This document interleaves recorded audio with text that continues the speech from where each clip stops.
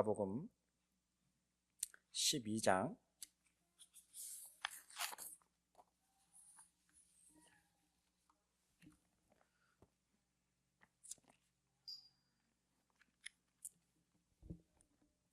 마가복음 12장 1절에서 9절까지입니다.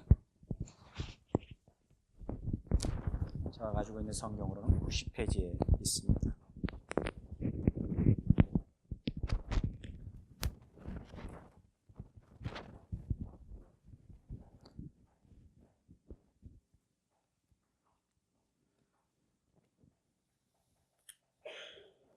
자, 마가복음 12장 1절에서 9절 우리 같이 한 목소리 읽겠습니다. 예수께서 그들에게 비유로 말씀하시기 시작하였다.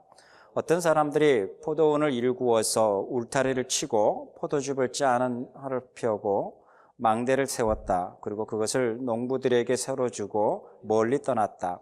때가 되어서 주인은 농부들에게서 포도원 소출의 얼마를 받으려고 한 종을 농부에게 보냈다. 그런데 그들은 그 종을 잡아서 때리고 빈손으로 돌려보냈다. 주인이 다시 다른 종을 농부에게 보냈다. 그랬더니 그들은 그 종의 머리를 때리고 그를 능욕하였다. 주인은 또 다른 종을 농부에게 보냈더니 그들은 그 종을 죽였다. 그래서 또 다른 종을 많이 보냈는데 더러는 때리고 더러는 죽였다. 이제 그 주인에게서 단 한 사람, 곧 사랑하는 아들이 남아 있었다. 마지막으로 그 아들을 그들에게 보내며 말하기를 그들이 내 아들이야 존중하겠지 하였다.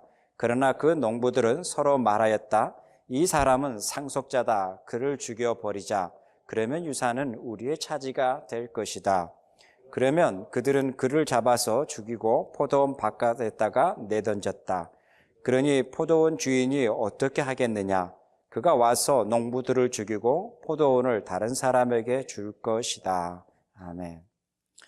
자, 오늘은 이제 예수님의 그 비유의 말씀인데요. 우리가 계속적으로 2주 동안 설교를 다시 한번 복습했으면 좋겠습니다. 처음에 우리가 바울의 이야기를 할 때도 동일하게 나타났고, 지난주에 설교했던 예수님에게 설교할 때도 동일하게 나타나는 부분이 있다 그랬죠. 그것이 뭐라 그랬어요? 첫 번째, 바울에게서 나타났던 부분도 유대인들이 바울을 향해서 시기함이 있었고, 심지어 많은 사람들을 선동해서 바울을 그 도시에 쫓아내는 것뿐만 아니라, 그리고 이방인들 또한 그 바울들을 죽이고자 했던 부분이 나타났다 그랬죠. 이유가 뭘까요?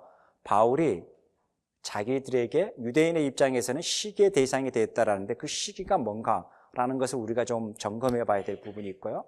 그리고 이방인들, 우상을 팔아서 장사를 하는 사람들, 이러한 모든 사람들에게는 바울의 이야기가, 그리고 바울의 그 전했던 그 복음으로 말미암아 그들의 생계가 위협을 받는다라고 느껴지기에 바울을 도시에서 내쫓았다라고 하는 그러한 것들을 우리가 찾아뵀죠. 그것뿐만 아니라 바울을 죽이려고 하는 것까지도 있었던 모습을 볼 수가 있었죠.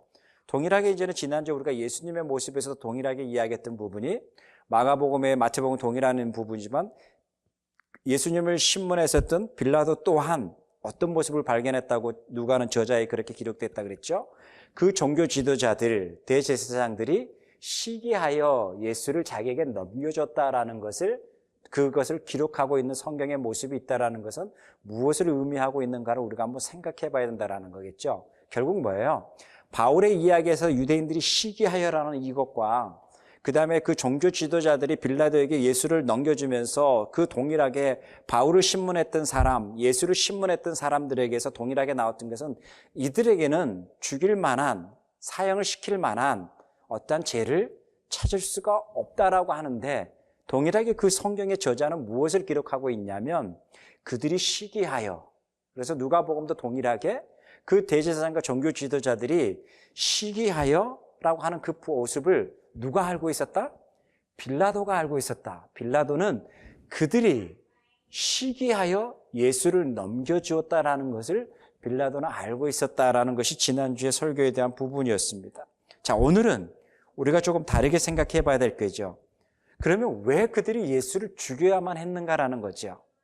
만약에 이들이 예수를 죽이지 않아도 될 만, 예수가 그들이 생각했던 메시아가 아니었기 때문에 죽일 만한 이유가 충분히 있었다. 그러나 다른 또 하나의 질문은 그들이 생각하는 메시아이기 때문에 죽일 만한 이유가 있다 없다?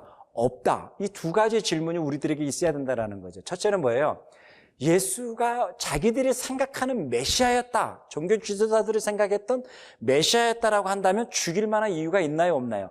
없는 거겠죠. 그러나 자기들이 생각했던 메시아가 아니었다라고 했을 때는 예수를 죽일 만한 이유가 돼야 되겠죠. 자, 그러면 자기들이 생각할 만한, 자기들이 받아들일 만한, 자기들과 속성이 같은, 그리고 자기들과 같이 생각하는, 자기들이 그 예수 앞에 있어도 부끄럽지 아니할 만큼 우리와 똑같은 속성이네? 라고 할 수 있는 그런 암묵적이고 동의되어지는 그러한 부분이 예수라면, 그 메시아라면 그들을 웰컴을 해야지 죽일 만한 이유는 절대 아니겠죠.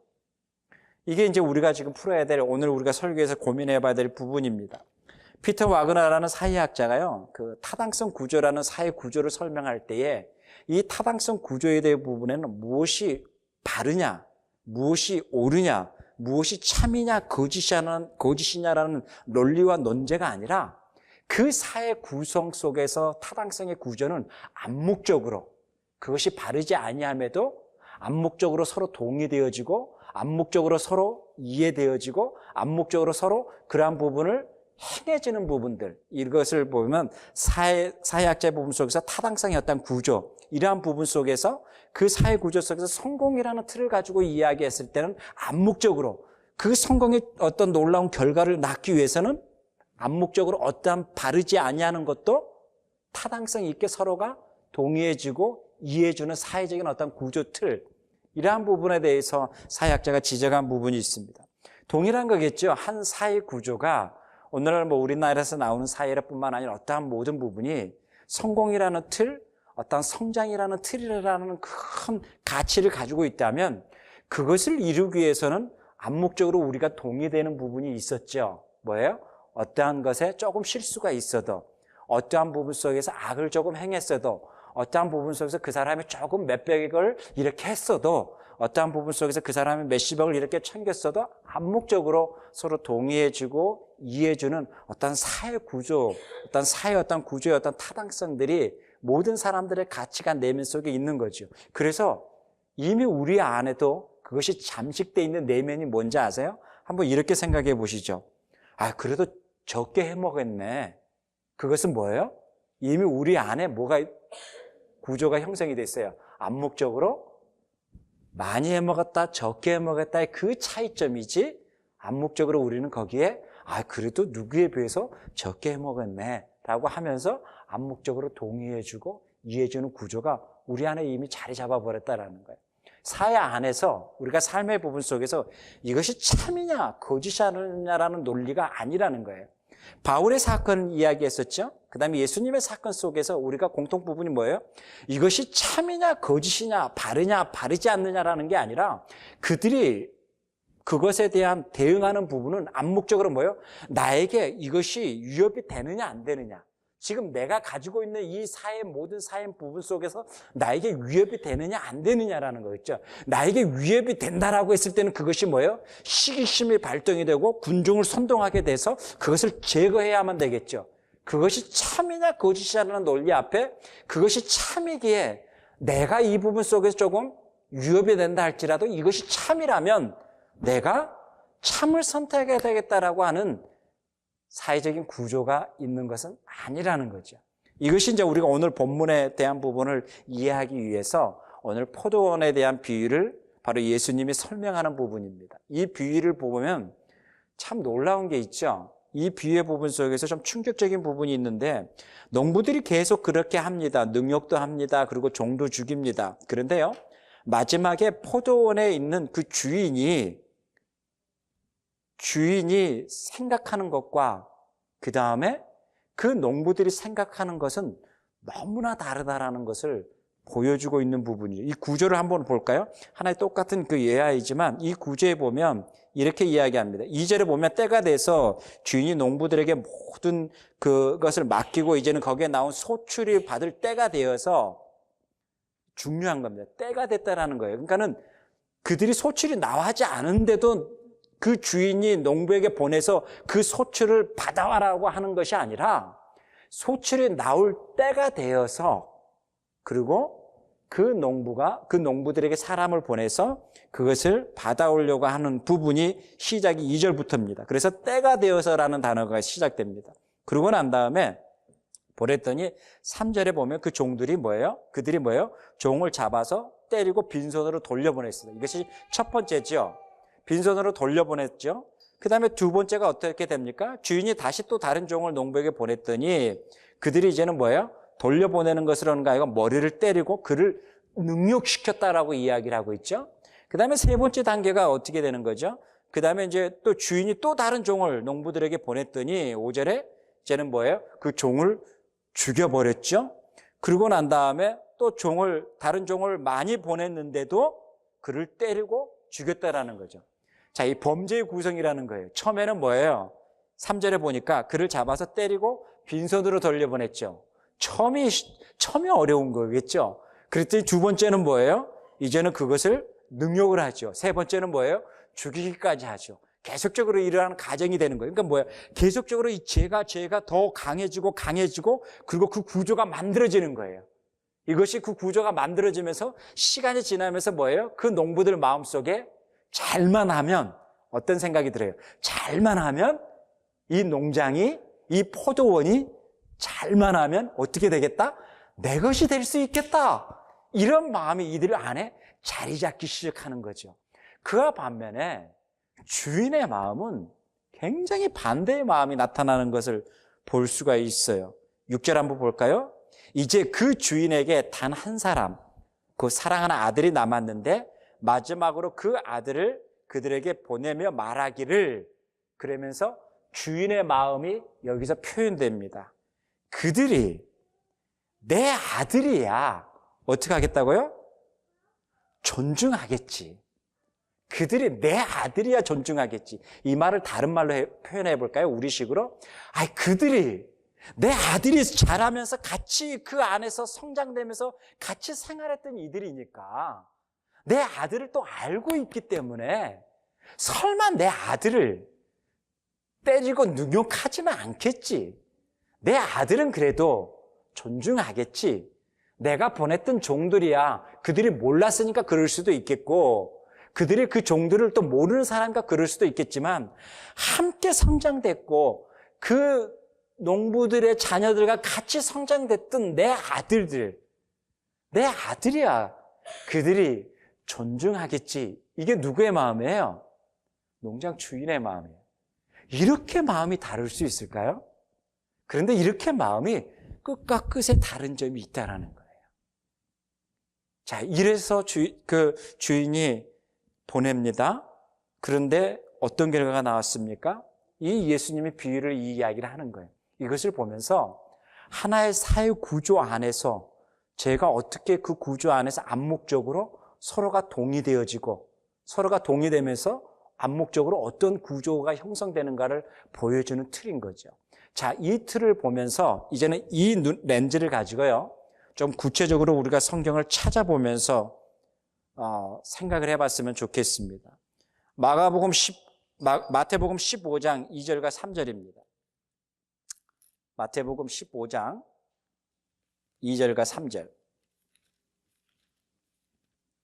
우리가 마태복음을 찾아 놓으시고요. 자, 여기서 제가 여러분에게 질문을 던질게요. 전통이 중요하느냐? 간행과 전통이 중요하느냐? 아니면 하나님의 말씀이 중요하느냐라는 거예요. 자, 이 부분에 대한 질문인 거예요. 그러니까 우리에게 한번 던져봐야 되는 거예요. 여러분, 전통이 중요합니까? 간행이 중요합니까? 이미 구조화돼 버리는 그 간행이 중요합니까? 아니면 하나님의 말씀이 중요합니까? 라는 거예요. 자, 이 부분 앞에 2절과 3절 우리가 같이 한번 읽을까요? 당신의 제자들이 어찌하여 장로들의 전통을 어긴 겁니까? 그들은 빵을 먹을 때 손을 씻지 않았습니다. 그랬더니 예수께서 그들에게 말씀하셨다. 그러면 너희는 어찌하여 너희의 전통 때문에 하나님의 계명을 어겼느냐라는 거예요. 전통이 중요하느냐? 쉽게 말하면 그들이 이미 뿌리 내어져 있는 간행이 중요하느냐? 아니면 하나님의 말씀 계명이 중요하느냐라는 거예요. 예수님이 그들에게 던지는 질문인 거죠. 그 다음에 또 다른 질문을 우리 한번 던져볼까요? 마태복음 23장 23절입니다. 마태복음 23장 23절. 자, 여기에는 또 우리가 이런 질문을 던져봐야 되겠죠. 과연 우리가 교회에서 무엇을 가장 중요하게 가르치고 있는 것인가? 너무 한쪽으로 잘못된 것이 얼마나 많은 결과가 나왔는가를, 그 사회 구조 속에서 어떤 많은 사회적인 구조가 병폐가 되고 무너졌는가를 보여주는 거죠. 그것이 뭐예요? 마태복음 23장 23절입니다. 같이 한번 읽을까요? 율법학자들과 바리새파 사람들아, 위선자들아, 너희가 화가 있다. 너희는 박하와 하향과 근체와 11조를 드리면서 정의와 자비와 신의와 같은 율법이 더 중요한 요소는 버렸도다. 그것들도 소홀히 하지 않아야 했지만 이것들을 마땅히 행해야 했다라고 합니다. 여기 하반절에 봐보세요. 뭐라고 이야기하냐면 그것들을 소홀히 하지 않았어야 됐다. 어떤 것을 이야기하는 거예요? 하나님의 정의와 자비와 신의인 거죠. 이것을 소홀히 하지 않았어야 됐다라는 거죠. 그러면 이것을 소홀히 했다라는 것은 다른 것을 굉장히 소홀히 반들이 뭐예요? 귀하게 여기고 중하게 여기고 이것은 꼭 해야 된다라고 강조점을 주면서 빨간 줄로 치세요라고 강조점을 주면서 그렇게 이야기했던 부분이 뭐라고 이야기하는 거예요, 지금요? 11조. 재정은 너희들이 하나님 앞에 11조는 이렇게 드려야 된다. 이렇게 해야지 복을 받는다. 이렇게 해야 한다라고 그렇게 강하게 이야기하면서 가장 중요한 삶의 자리, 하나님의 정의와 자비와 신의는 소홀히 했다. 이 말을 다 거의 빼버렸다라는 거예요. 왜 그럴까요? 왜 그럴까요? 우리가 추측해 보자고요. 그들 지도자들 또한 무엇을 못하기 때문에, 그들이 가장 못하는 부분이 뭐기 때문에요? 하나님의 정의와 하나님의 신의와 자비를 못하기 때문에요. 이거예요. 자기들이 그 부분을 못하기 때문에. 그래서 그들이 하고 있는 그 자비에 대해서 예수님이 또 이야기하는 거예요. 그래서 중요한 거예요. 처음에 질문했던 게 뭐예요? 전통과 간행이 중요하느냐, 하나님의 말씀이 중요하느냐고 했을 때 예수님이 그들에게 했죠. 너희들은 어떻게 전통과 간행은 귀하게 여기면서 하나님의 말씀은 그렇게 귀하게 여기지 않느냐라는 것이 예수님의 질문이었죠. 동일한 거겠죠. 이들에게 지금 나타나는 부분이 뭐예요? 왜 너희들은 이 부분을 소홀히 여기냐라는 거예요. 그렇게 중요한 부분인데도 이것을 소홀히 여기고 가장 다른 것을 이상하게 다른 것을 강조하느냐라는 거예요. 여러분, 한국에 얼마 전에 그 영화 가운데에서 그런 영화에서 무엇이 중요한데라는 영화 그 단어가 나왔잖아요. 그 단어가 무엇이 중요한데라는 단어. 그 부분이 이제 우리가 또 한번 지금 찾아봐야 될 부분인 거죠. 자, 그 다음에 또 하나 또 한번 우리가 볼까요? 마태복음 23장 17절입니다.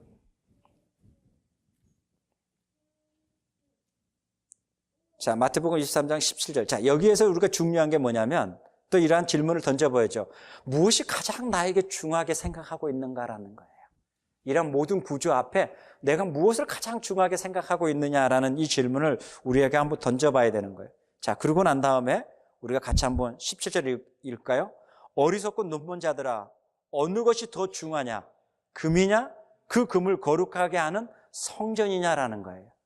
자, 동일하게 예수님이 그들에게 이야기하는 거죠. 이 어리석은 종교 지도자들아, 무엇이 그렇게 중요하느냐? 무엇이 가장 중요한 것이냐? 그 부분에 대해서 그들에게 질타를 합니다. 자, 이러한 부분 속에서 또 이 종교 지도자들이 뭐 있어요? 자기들이 가지고 있는 우월의식이 있죠. 자기들은 선택된 백성, 하나님의 선민, 그리고 하나님이 자기들은 특별히 복 줄 수밖에 없는 하나님의 특별한 신분의식, 그 부분을 가지고 있죠. 자, 그러한 부분이 오늘날 우리에게도 있지 않겠어요? 그럴 때 예수님이 그들에게 던지는 또 질문, 답이 뭔지 아세요? 그들 스스로 가지고 있는 선택된 백성, 내가 스스로가 가지고 있는 아브라함의 자손이라는 우월의식을 가지고 있을 때에 하나님이 그들에게 던지는 답이 있습니다. 그것이 뭘까요? 마태복음 3장을 한번 봅시다. 마태복음 3장 9절입니다. 4페이지에 있습니다. 신약성경 4페이지. 마태복음 3장 9절 같이 한번 볼까요? 그리고 너희는 속으로 주제 넘게 아브라함이 우리의 조상이다 라고 말할 생각을 하지 말아라. 내가 너희에게 말한다. 하나님께서는 이 돌들로도 아브라함의 자손을 만들 수 있다라는 거예요. 자, 이러한 이 말씀을 좀 근거를 해서 자, 종교 지도자들이 지난주 설교에 있었던 빌라도는 이 종교 지도자들의 마음속에 시기함이 있어서 예수를 자기에게 넘겼다라는 것을 알았다고 이야기합니다. 자, 그러면 이 종교 지도자들이 원하는 메시아는 어떤 메시아가 되어야 될까요? 그들과 같이 같은 생각을 하고 같은 마음을 품고 같은 간행을 행하고 그러한 메시아가 왔을 때는 그들이 죽여야 될 이유가 있을까요? 죽여야 될 이유가 하나도 없겠지요. 왜요? 자기들과 같은 속성이니까요. 그런데요, 그 지도자들이 봤을 때는 자기와는 너무나 다른 겁니다. 거북한 거죠. 불편한 거죠. 예수님이 참을 이야기했을 때에 그들이 참을 모를까요? 알고 있음에도 불구하고 이제는 그것이 불편함이 되어버렸죠. 그들이 거짓을 모를까요? 알고 있죠. 그들이 너무 이것을 소홀히 가르치고 있다는 것을 모를까요? 알고 있죠. 근데 이미 어떻게 됐어요? 몇 세대가 지나오면서 그들의 구조 속에서, 가치관 속에서 이제는 뭐예요? 참이 그들 안에서 알레르기 반응이 나타나는 거죠. 참이 그들 안에서 거부 반응이 나타나는 거죠. 그래서 참이 나타났을 때에 그 안에서 어떤 현상이 나타나요? 불편함이 나타나는 거죠. 그래서 요한복음 1장에서는 뭐예요? 빛이 어둠에 빛이 돼 라고 이야기합니다. 빛이 어둠에 빛이 돼 라고 했을 때에 그 어두움은 그것이 굉장히 불편했다라고 이야기하는 거예요. 근데 요한은 그것을 표현할 때 그것을 깨닫지 못하더라 라고 이야기하고 있는 거죠. 그것이 뭐예요? 빛이 있음에 대한 그 자체가 그 종교자 지도자들에게는 불편함이 대상이 돼버린 거죠. 얼마나 불편했겠어요. 지금까지 간행적으로 성전에서 세를 받고 있었던 부분 속에서 참을 이야기하잖아요.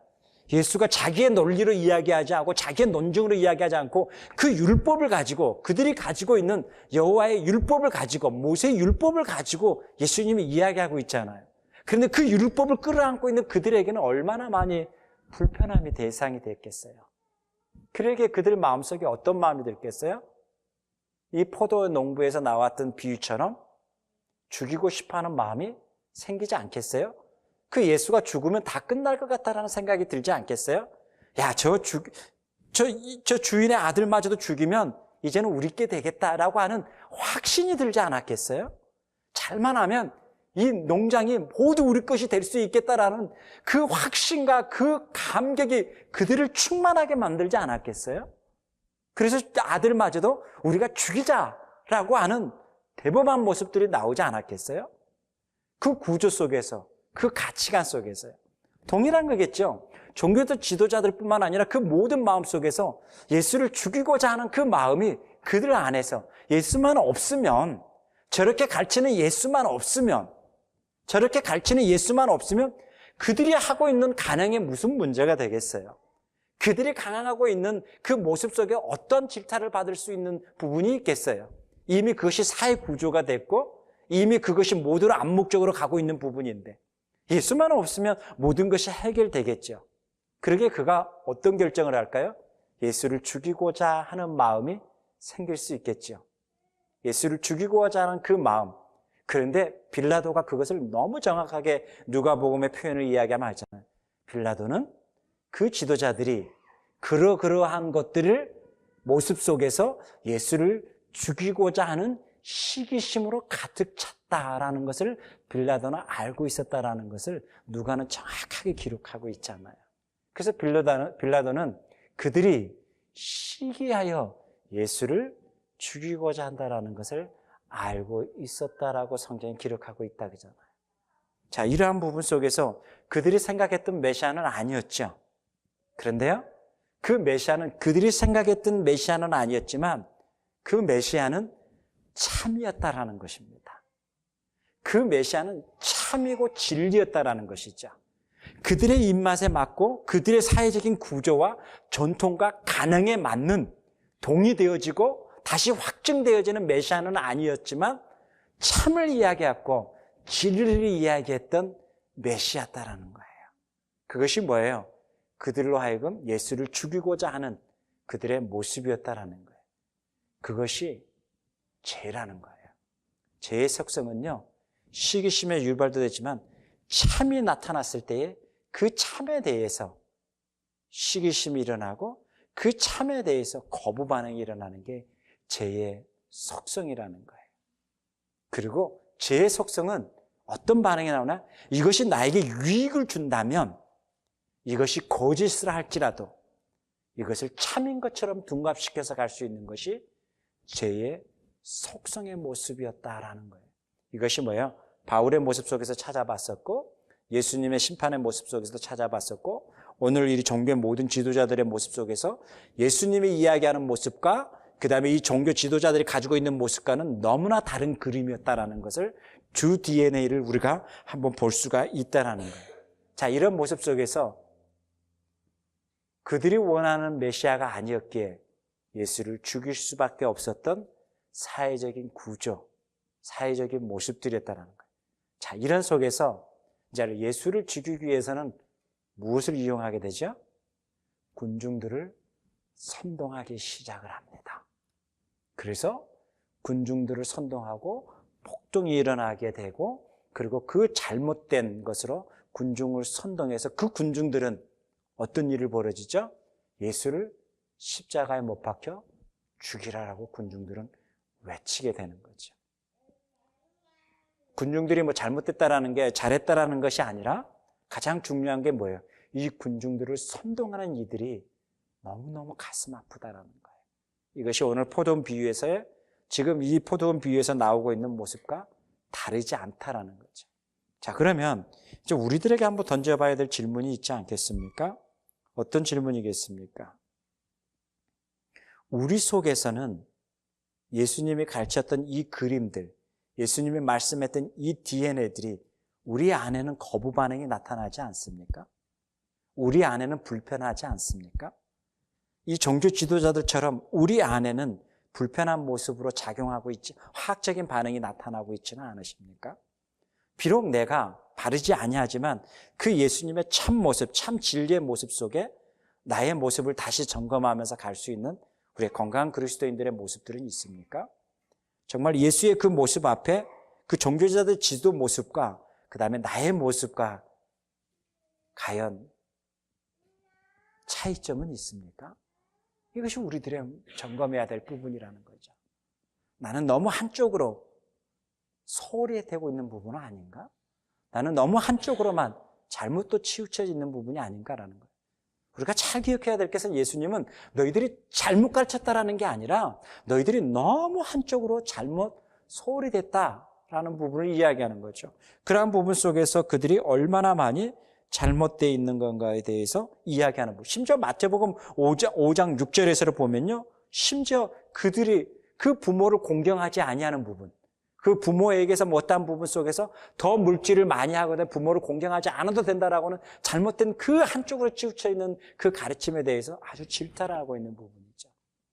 그걸 모습을 보면서 잘못된, 그러니까 한쪽으로 너무나 치우쳐서 가르치는 것이 건강한 그리스도인으로 성장되지 못하게 만들 수도 있겠구나라는 거죠. 그러다 보니까는 얼마나 많은 문제들이 발생이 됐습니까? 우리에게는 균형 잡힌 신앙의 삶이 필요합니다.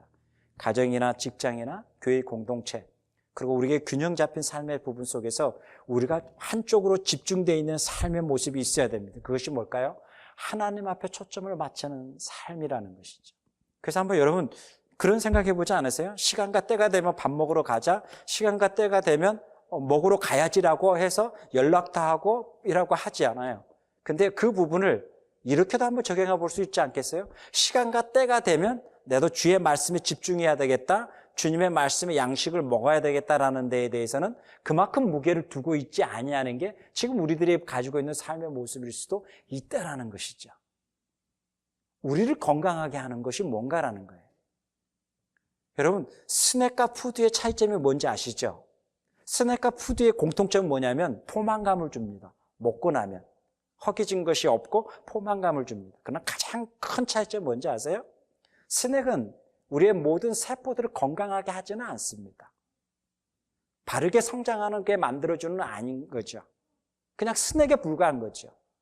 그러나 푸드는요, 우리의 모든 뼈 마디마디와 세포들을 건강하게 만들어줍니다. 그것이 스낵하고 푸드하고 다른 점인 거죠. 인스턴트 식품하고 다른 점이 바로 그런 거 아니겠어요? 세상 속에 우리가 살아가면서 우리를 건강하게 해주는 게 무엇인가라는 것을 우리는 이제는 집중해 봐야 될 때라는 거예요. 종교 지도자들의 그 모습, 그것을 그냥 인스턴트 식품이라고 비유한다면 그 예수님의 가르침, 예수님 앞에 초점을 맞추는 삶, 그것이 우리를 건강하게 만들고 우리를 바른 가치관으로 만들고 우리를 건강한 이 땅에서 하나님의 자녀로서의 삶을 살게끔 튼튼하게 만드는 정말 푸드, 음식이 되지 않겠어요? 자, 그렇다면 우리를 건강하게 만드는 부분, 내가 시간이 되면 밥 먹으러 가야지 라고 하는 그 열정만큼 나의 영적인 모든 부분을, 세포를 건강하게 만드는 것이 하나님의 말씀이라고 내가 인정을 한다면 그 무게만큼 나도 이거에 대한, 말씀에 대한 무게를 둬야 되겠죠. 이 무게만큼 이쪽을 소홀히 하는 것은 없어야 되겠죠. 이것이 이제 우리들에게 적용해야 될 부분인 거예요. 누가 더 건강한 그리스도인이냐? 날마다 주의 말씀 앞에 매일 일정한 시간에 어떠한 것을 약속을 정하고 하나님 말씀 앞에 내가 경청하고 듣고 묵상하는 그 삶, 그것이 꾸준히 이루어졌을 때 우리의 모든 내면에 있는 DNA 세포들을 건강하게 만든다는 거죠. 그래서 세상이라고 하는 수많은 물결 앞에서도 무엇이 바른지, 어떤 것이 참인지를 우리가 머리로 파악하는 것이 아니라 하나님 아버지의 마음으로 우리가 느끼고 갈 수 있다라는 것이죠. 그것이 뭐예요? 바로 그리스도인들의 내면 속에 있는 하나님의 성령, 하나님의 말씀의 힘이라는 거예요. 종교 지도자들이 그것이 없지 않았을까요? 종교 지도자들에게는 이미 사회적인 간행과 모든 것들이 뿌리내려 있지만 그 내면 속에 그 말씀에 경정하고 듣고 그 말씀을 의지하는 그 삶은 그들에게는 찾아볼 수가 없었던 모습이지 않겠어요? 외모적인 모습은 화려하게 보이고 사람들에게 뿌려지는 것으로 보여졌지만 그 내면의 말씀에는 그들의 접목되지 못한 그 모습들이 그들의 삶의 모습이었기에 이런 결과가 나오지 않았겠어요? 그렇다면 우리도 그런 위험을 처할 수도 있다라는 거겠죠. 그러기에 할 수만 있다면 집중합시다. 할 수만 있다면 내가 음식을 먹어야 되는 무게만큼 여호와의 말씀 앞에 내가 귀를 기울이는 것도 동일한 무게를 두고 살아가는 건강한 그리스도인이 돼야 되겠다라는 우리 안에 또 결단이 있었으면 합니다. 기도하겠습니다. 하나님 아버지, 우리를 불쌍히 여겨주시고 날마다 하나님을 의지하고 가는 삶, 날마다 하나님만을 바라보고 가는 그 삶이 나의 종교적인 모습이 아니라 나를 윤택하게 하고 나를 건강하게 하는 힘이라는 것을 고백하고 갈 수 있는 우리들의 모습되고 삶이 되게 하여 주십시오. 날마다 예수가 우리의 주인이심을, 예수가 우리의 생명이심을 고백할 수 있도록 인도해 주시기를 원합니다. 감사합니다. 예수님의 이름으로 기도하옵나이다. 아멘.